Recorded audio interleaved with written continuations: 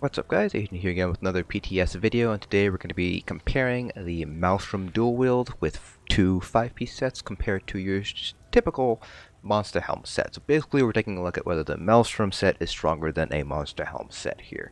And so for those of you guys who kind of haven't really paying attention to stamina DPS meta in the Scalebreaker patch, with the pretty strong increases to dots, particularly Soul Trap.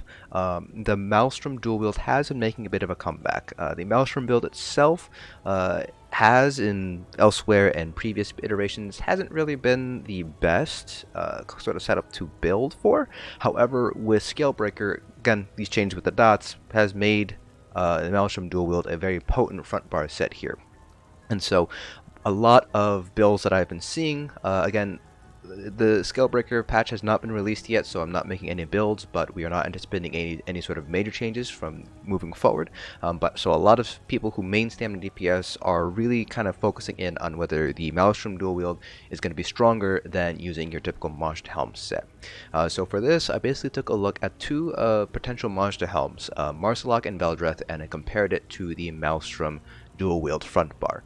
And so what I basically did was I did all these on a Stamsork. Again, I am having a little bit of ping issues here on the PTS, and Stamsork is probably the most consistent so far out of all the different classes that I've been able to test. For example, Nightblades are very reliant on light weaving versus Stamsorks, which are not quite as reliant on that.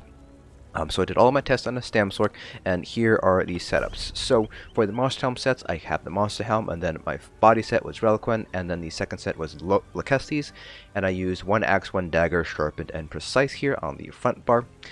So I kept these two exactly the same, so I always use a dagger and an axe, and I always use precise and sharpen. I always use a Master's Bow infused with a weapon damage enchant on the back bar, and all of these bloodthirsty weapon damage enchants divines with max stamina enchants.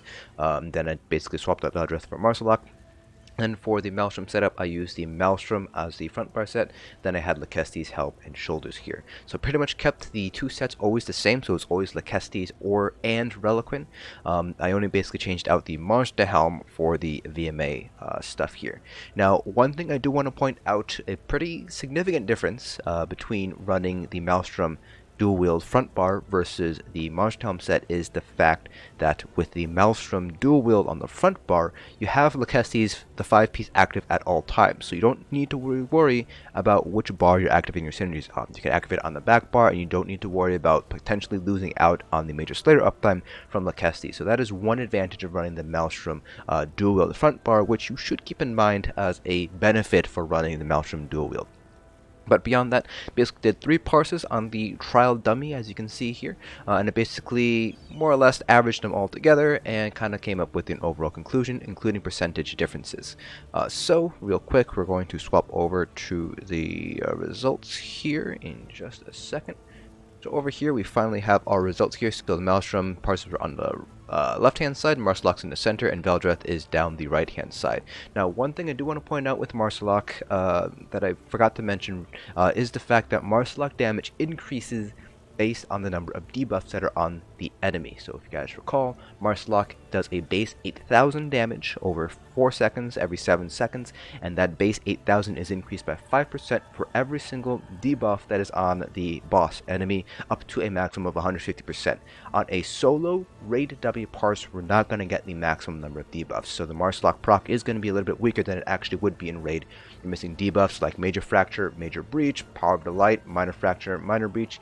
Basically, all these debuffs do add up all together, so it should be pretty easy to get almost double the damage that you would anticipate on Maarselok. So the Maarselok parses here are probably going to be on the low end because we're not really getting a realistic number of debuffs on the trial dummy. So our results are as follows.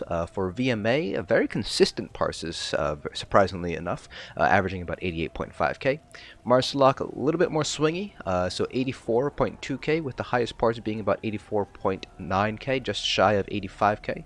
Then for Velidreth, a little bit more fluctuation here. The high parse was 88.2, but the average was closer to 87.7k. And again, the Maarselok parse is going to be a little bit lower because, one, we're not getting as many debuffs as we could, and two, the timing of the bashes is a little bit tricky here.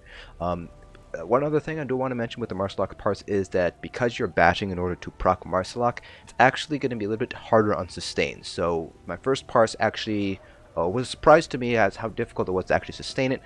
So I didn't really change out my CPs at all. I probably should have put more CPs into bashing focus to reduce the cost of bash. But if you're using Maarselok, you will need to kind of adjust for the additional sustain issues that you might have for running bashes every 7 or 8 seconds or so. A bash is actually fairly costly. It's about 3k stamina without any sort of modifiers. So just keep that in mind if you do decide to run Maarselok here. So if I were to guesstimate, in an actual raid, you'd probably get maybe another 1k, 2k DPS from Maarselok. So it could potentially be, it's supposed to be stronger than Velidreth's. If you're able to basically use it on cooldown and with maximum debuffs, you should be able to get Maarselok parses to be higher than Velidreth's. So I would wager that under ideal scenarios, Maarselok should be a little bit stronger than Velidreth's here, but not that much stronger. But it does seem like the VMA is pretty strong. So compared to the Velidreth, we are sitting at about a 0.9% difference in DPS, the advantage going to the Maelstrom setup here.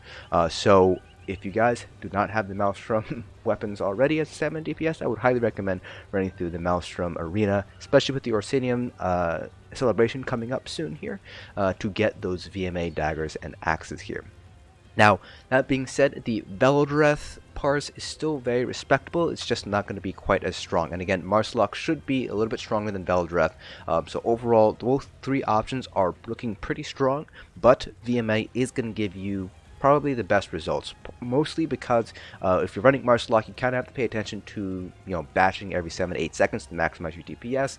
Plus, you're a little bit reliant on the number of debuffs that are on the boss when you bash. Plus, you have to worry about your sustain because bashing does cost stamina, and it is actually quite costly to do so there.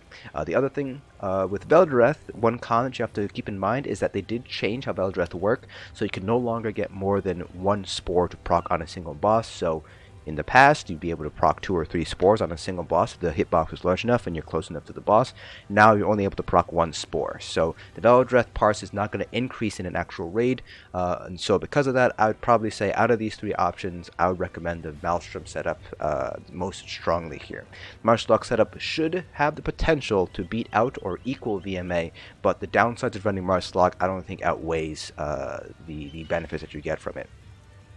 So that is it for this video. Hope you guys found this informative. If you guys have any questions or anything you'd like me to test on the PTS in this last final week, please feel free to let me know down in the comment section below.